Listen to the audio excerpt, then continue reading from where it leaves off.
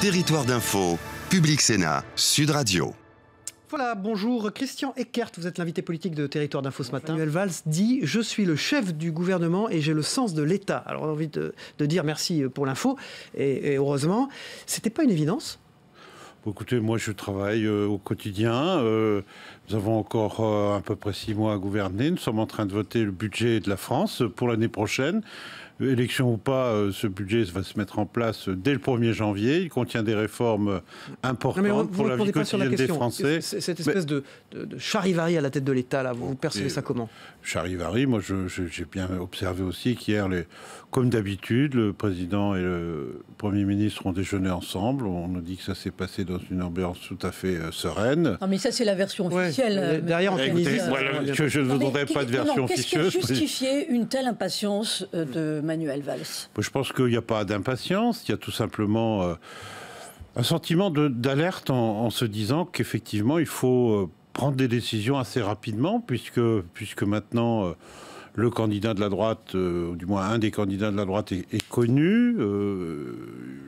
À gauche, il y a un certain nombre de velléités de se présenter. J'ai vu le PRG, j'ai vu le soutien au bout du Parti communiste à Jean-Luc Mélenchon. Je crois qu'il y a nécessité maintenant de clarifier les choses. C'est pas une impatience. Il y a un candidat évident ou pas ?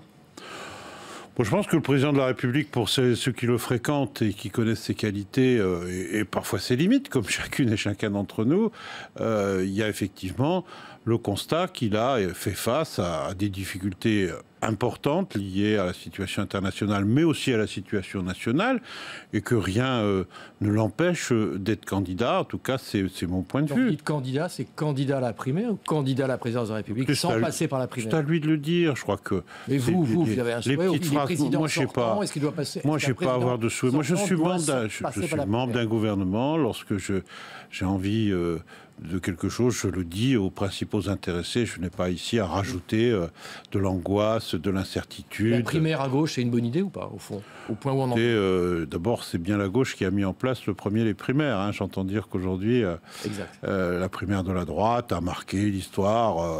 Mais là, une primaire de la gauche avec un président sortant qui serait à 8% dans les derniers sondages et qui risquerait... Là encore, soyez un peu plus humble par rapport aux sondages. Je crois qu'il y a énormément d'expériences en France, en Angleterre, aux États-Unis, qui montrent qu'il faut être très méfiant par rapport aux études d'opinion.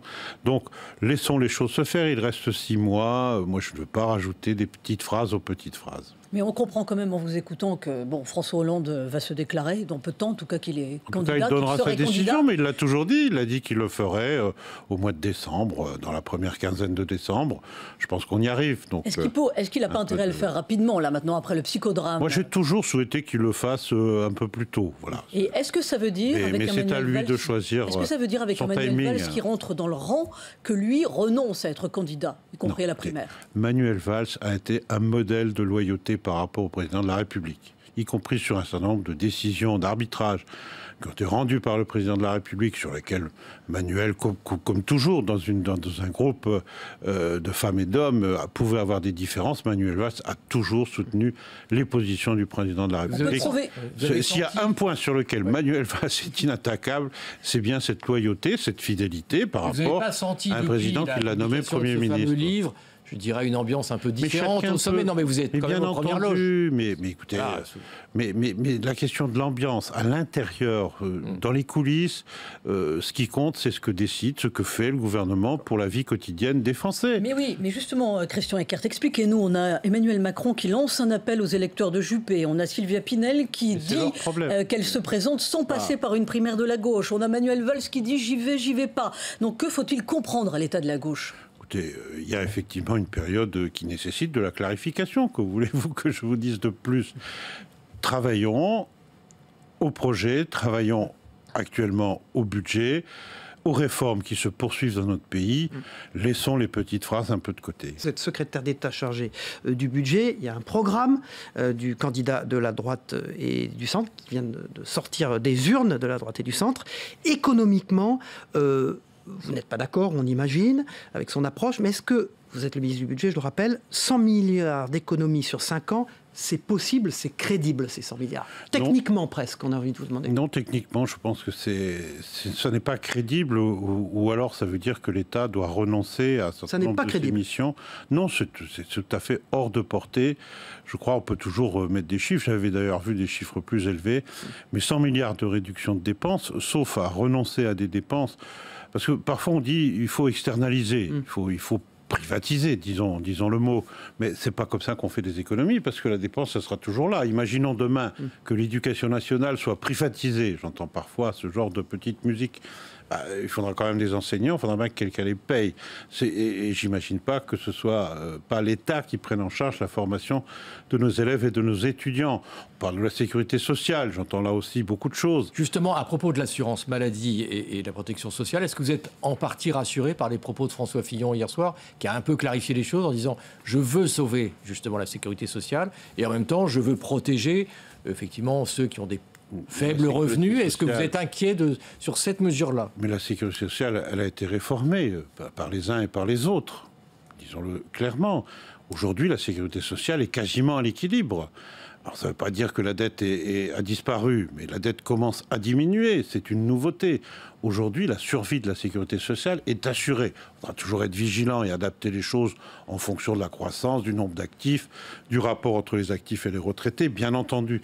Mais ceci dit, il n'y a pas aujourd'hui péril à la demeure sur les comptes de la sécurité sociale.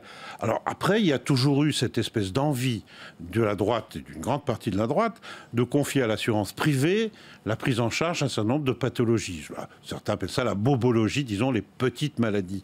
Moi, je considère que c'est là une dérive dangereuse, parce que pour satisfaire les appétits d'un certain nombre de grandes compagnies d'assurance, qui sont souvent derrière ces candidatures, on aurait là une sécurité sociale à deux vitesses. Je ne vois pas comment les Français pourraient suivre ça, compte tenu de l'histoire de notre pays, de l'héritage de ce qu'a pu donner la construction de notre système de protection sociale. Christian Eckert, c'est un exemple d'ailleurs sur lequel François Fillon recule. J'ai observé ses déclarations d'hier soir. Elles ne sont plus en accord avec ce qu'il avait écrit dans son programme. Donc il va falloir là être... Non, mais il a dit on aura un débat démocratique avec les partenaires sociaux. C'est normal. C'est une proposition qui suscite des inquiétudes. Mais ce n'est pas seulement avec les partenaires sociaux et les acteurs économiques qu'il faut avoir un débat. C'est avec les Français.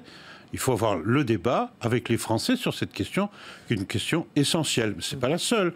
Vous avez parlé des 100 milliards d'économies, je peux parler aussi du nombre de fonctionnaires. Nous avons stabilisé le nombre de fonctionnaires dans notre pays depuis 5 ans, grosso modo. Pas dans les collectivités locales. Le nombre de fonctionnaires de l'État. Parfaitement, vous avez raison. Nous avons stabilisé. Je ne vois pas comment, dans les collectivités locales qui, d'après la Constitution, s'administrent librement, je ne vois pas comment on peut contraindre les collectivités locales autrement que par des questions financières, ce que nous avons d'ailleurs fait.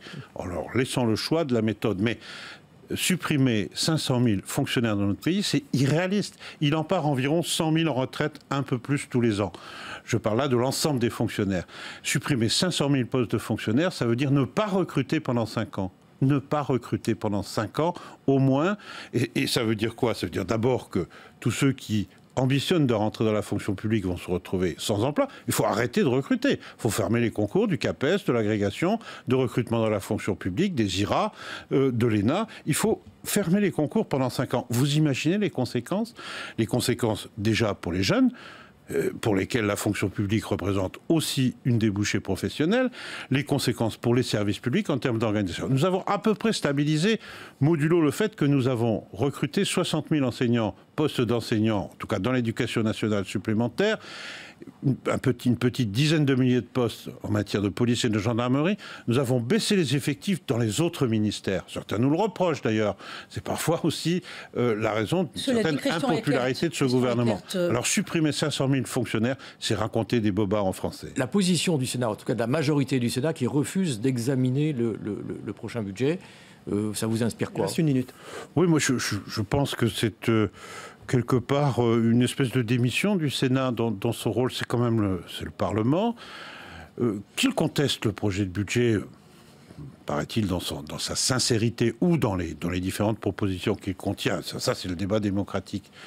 Qu'il supprime un certain nombre de choses, c'est le débat démocratique, mais qu'il propose, c'est ça dont le Sénat s'est privé actuellement, force de proposition, dire qu'est-ce qu'il aurait fait comme budget compte tenu de la situation du pays. C'est ça qu'on attendait. Et bien là, on va être déçus puisqu'on va avoir une succession de généralités dans toute l'après-midi et puis un non-examen du projet de budget. Je crois que le Sénat ne remplit pas son rôle.